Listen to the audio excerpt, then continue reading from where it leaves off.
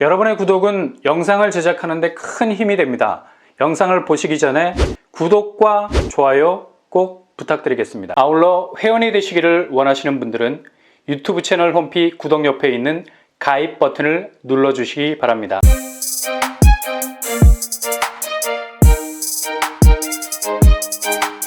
안녕하세요. 오빤빠랑박독빠입니다. 서울 수도권 집값, 세상의 모든 가오라는 가오는 다 잡고 있는 곳이죠.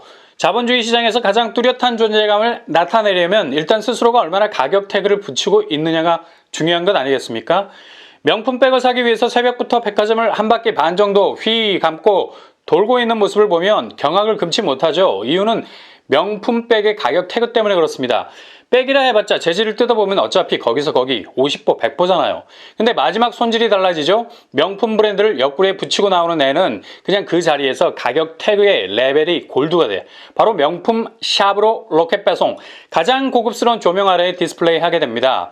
이렇게 가격 태그가 어떻게 붙느냐에 따라서 아우라는 완전히 달라지게 되는 거죠. 서울 수도권 아파트들 중에 정말 압도적으로 올랐던 애들은 그 아파트 이름을 듣는 순간 얼음이 되어버립니다. 분양 초기에 알고 있었던 애들이 아니죠. 급격한 시세 변동으로 인해서 완전히 명품 반열에 올라가서 웬만한 사람은 쳐다보지도 못하게 만들어버리죠. 정말 세상에서 주름 잡을 수 있는 모든 가오를 잡고 있게 됩니다. 한국의 집값 3분기 상승률이 세계 주요 국가 56개국 중에 1위에 올랐다는 보도가 있었죠. 무려 상승률만 24% 정도. 거의 로데오 경기에서 출입문을 박차고 스테로이드를 맞은 개구리 마냥 말이 펄쩍펄쩍 뛰어다니듯이 숨가쁘게 집값이 올랐었습니다. 그러니 젊은 층에서는 당연히 위기감이 생길 수밖에. 이러다 막차 놓칠라. 가장 덜 오른 것부터 전수조사. 묻지도 따지지도 않고 공격적인 매수를 하기 시작했죠. 이렇게 연끌은 시작되고 잔잔하던 호수에 물제비만 던져도 파문이 일어나는데 잠잠했던 외곽의 동네를 들쑤셔 놓으니 집값이 스스로 놀라서 도망가기 시작했죠. 파문은 확산되는 게 원리죠. 그냥 그 자리에서 잃었다가 그 자리에서 죽어버리는 찻잔 속의 태풍이 아니야. 사방팔방으로 오름세가 확산되면서 걷잡을 수 없게 되는 들불이 됐습니다. 그렇게 모든 걸 태우고 스스로도 산화 될 것 같이 보였던 집값 상승세가 최근 들어서 그 화력이 줄어들고 있죠. 일례로 평촌동 푸르지오 인덕원 대우 30평대가 지난 8월까지 12억 4천을 찍고 있었는데 이번 달에 9억 3천에 거래가 됐어요. 무려 3억이 떨어졌어. 무려 25%가 뚝. 인덕원이면 교통호재가 얼마나 많은 곳입니까? 평촌은 서울 집값을 위협할 정도로 파란을 일으켰던 곳이었죠. 교통호재가 워낙에 화려하게 대기하고 있는 곳이라 여기에 집을 가지고 있는 사람들 화장실에서도 생각만 해도 흐뭇해서 입꼬리가 올라갈 정도였는데 웬걸 4달 사이에 3억이 떨어진 겁니다. 이런 식으로 가다간 시세 차익은 고사하고 도리어 시세 차손이 발생하지 않을까 불안함이 엄습해오죠. 아니 인덕원에서 이런 하락 시그널이 나온다는 건 그냥 지나칠 수 있는 현상이 아닌데 이게 단순히 급매로 가격을 후려쳐서 아파트가 팔린 것일 수도 있지만 전체적으로 볼 때 시세라는 전선이 분명 뒤로 후퇴하고 있는 분위기를 살짝 보여주고 있다는 점이죠. 그리고 동탄, 거의 뒤로 가는 걸 잊은 돌격하는 기병이었죠. 동탄의 상승세는 500% 상승률을 기록할 정도로 몇 년 전 3, 4억 하던 시세가 15억을 훌쩍 넘어갔었습니다. 근데 이런 분위기에 구멍이 생기기 시작. 동탄역 반도 유보라 아이비파크 86제곱이 지난 8월에 14억 4천을 찍고 있었는데 최근 12월에 13억 9천에 거래가 됐습니다. 대략 5천 정도 하락세를 보이고 있죠. 다음 달에 13억 4천 정도의 거래가 될 수도 있어서 거의 1억 가까이 떨어질 거란 전망이 나옵니다. 지지 않는 태양, 동탄이 이런 하락세를 보이는 것도 신선한 충격이죠. 솔직히 올라도 너무 올랐어. 일단 인덕원과 동탄의 하락세가 일시적인 현상이 아닌 점은 이곳이 광역교통망 GTX 수혜를 직격으로 흡수하게 되는 곳이라는 점이죠. 빼박 교통호재가 있는 곳은 웬만한 부동산 조정기라는 찬바람이 불어도 결코 스스로를 사그러들지 않게 하는 시세 견인력이라는 생명력이 워낙에 강한 편이죠. 근데 얘네들이 지금 이런 반응을 보이고 있다는 건 확실한 하락세 분위기를 보이고 있다는 얘기예요. 물론 급매로 나온 물건이 기준이 될 수는 없지만 이게 신호탄이라는 게 무서운 거죠. 아파트 값은 분위기에 쏠릴 수밖에 없는 시세가 그대로 노출된 물건이라 여기저기서 하락 신호탄이 펑펑 터지게 되면 모른 채하고 주변 분위기 무시 그대로 직진할 수 없는 물건입니다. 이렇게 호재로 둘러싸인 곳들에 이상 징후가 나타나는 것도 이례적인데 그렇지 않은 경기도 지역은 말할 것도 없죠. 동두천 하락의 대표적인 아이콘. 조정지역으로 편입이 되면서 여길 기피하기 시작했죠. 관심을 덜 받으니 당연히 가격은 하락 추세로 돌아서게 됐습니다. 그리고 화성, 안양, 심지어 그렇게 핫하다는 광명, 광명역 프루지오 지난 10월 14억 7천에 거래됐다가 이번 달 12월 12억 5천에 도장을 찍었죠. 무려 2달 사이에 2억 2천이 떨어졌습니다.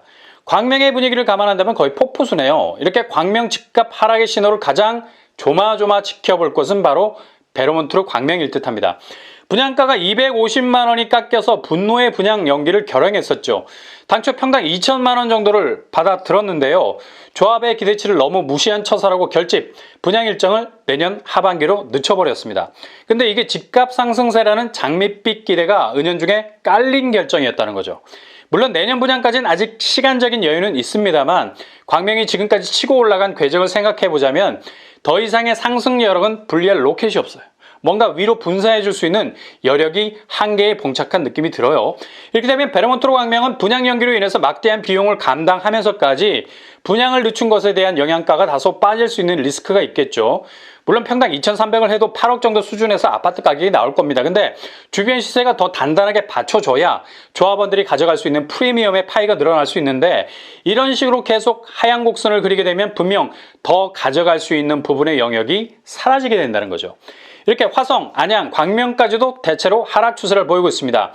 서울은 뚜렷한 하락세를 보이기보단 상승폭, 그러니까 오르는 두께가 얇아졌어.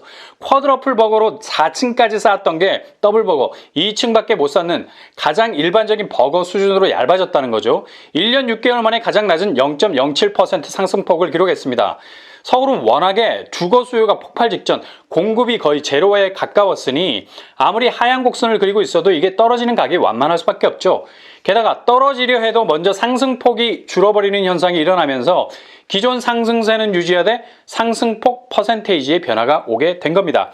그래서 강남 이해 지역, 도봉, 동대문, 성북 등등 0.00% 보합세를 보이고 있죠. 그냥 정지 버튼 누른 겁니다. 근데 서울에서 이 정도의 상승폭이라면 그냥 하락하고 있는 것과 같은 분위기라고 보면 되겠죠. 강남 상구는 대략 0.17% 정도 올랐어요. 확실히 상승폭이 예전만 못하다는 것을 볼 수 있죠. 이렇게 전체 집값 상승 곡선이 완만해진 건 일단 매수세가 확연히 움츠러들었기 때문이다. 서울 매수 우위 지수는 2년 6개월 만에 최저치로 떨어졌습니다. 대략 51.8 정도가 나왔는데요. 그만큼 사자는 움직임이 둔화된 거라 볼 수 있겠죠. 이런 현상은 도미노에 가까운 움직임 때문이죠. 일단 돈이 있어야 집을 살 거 아니야. 집 사는데 현금 박치기 하는 사람 드물죠? 대부분 대출을 낄 수밖에 없는데 여기서 렉이 딱 걸린 겁니다. 일단 금리가 올라가 버린 상태. 현재 기준금리 1.00%, 0.25%가 더 오른 수치죠. 이렇게 기준선이 되는 금리가 오르면 서서히 그 영향을 받을 수밖에 없는 곳이 바로 대출금리입니다. 흔히 코픽스라고 해서 은행이 대출을 해주기 위해서 돈을 끌어모으는데 든 비용을 말하죠. 이게 사상 최대폭으로 올라버렸어요. 이게 주택담보대출 변동금리에 지대한 영향을 주죠. 당연히 집을 사기 위해서 은행에서 돈을 빌려야 하는데 변동금리로 올라타면 예민한 코픽스 영향 때문에 대출 이자 갚는 게 숨이 차기 시작하죠. 이렇게 은행권에서도 기준금리 인상에 대해서 빛의 속도로 주택담보대출 변동금리에 딱 적용을 하기 시작한 겁니다. 그러니 대출 규제로 인해서 대출도 어려운 상태가 될 수밖에 없죠. 최근에 나오는 신축 아파트 입주자 모집 공고에 중도금 대출 불가라는 공지를 앞세우고 있는 곳이 더러 나오고 있지 않습니까?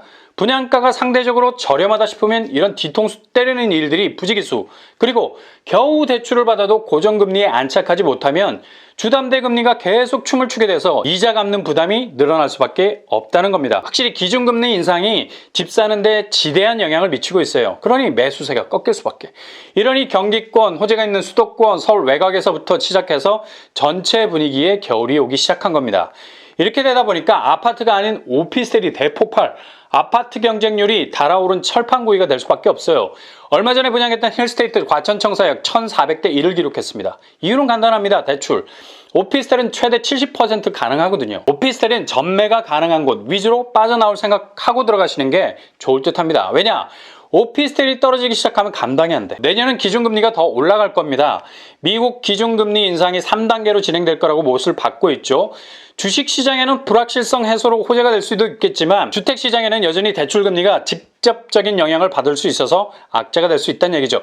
어차피 현재의 집값보합세는 공급에서 시작된 것이 아니죠. 확실한 대출 규제 그리고 금리 인상이라는 규제로 시작이 됐기 때문에 얼어붙은 매수세가 쉽사리 봄을 맞이하기란 어려울 겁니다. 그래서 하락세는 당분간 지속이 된다. 그러니 당분간 청약에 집중하셔야 됩니다. 왜냐?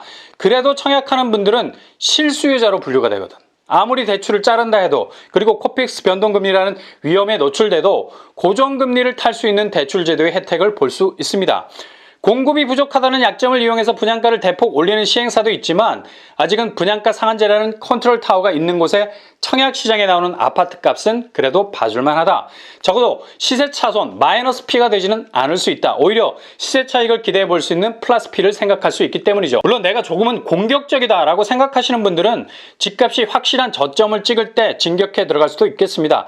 어차피 공급이 나와줘야 확실한 집값 안정 궤도에 들어갈 수 있는 건데 일시적인 규제로 수요를 막는 데는 한계가 있다는 거에 방점을 찍으신다면 들어갈 수도 있는 거죠. 아무튼 지금의 보합이 단순히 급매로 인해 거래가를 찍은 건 아닐 수 있다. 분명 하락 신호를 보내고 있는 건 팩트다라는 사실은 염두에 두셔야 할 것 같습니다.